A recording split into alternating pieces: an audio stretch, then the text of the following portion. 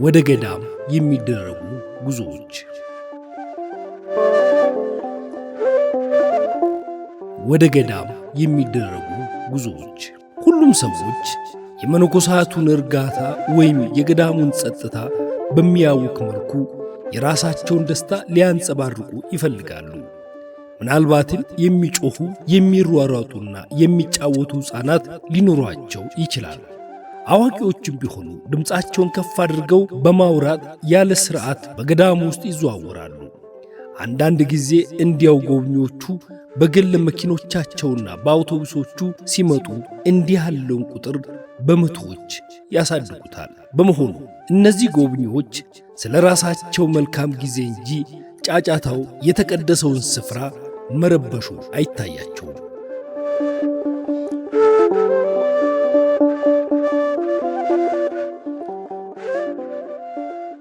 ፍጹም ጸጥታና አርምሞን የሚፈልጉ መነኮሳት ላይ ችግር መፍጠራቸውን አይታወቃቸውም። ከፍተኛው ችግር የሚፈጠረው ግን በዓት ዘግተው የሚኖሩትን መነኮሳት ካላየን ብለው ችክ ሲሉ ነው።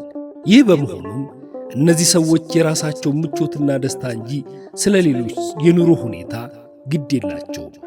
የፓትርያርኩ የቴዎፍሎስ ታሪክ የታወቀ ነው። በአንድ ወቅት በዓቱን ዘግቶ የሚኖረውን ቅዱስ አርሳኒዮስን ለማየት ፈልጎ ነበረ። ይሁን እንጂ ይህ ጉብኝቱ የቅዱሱን ሰው በዓት የሚረብሽ መሆኑን ሲያውቅ ከማድረግ ተቆጥቧል።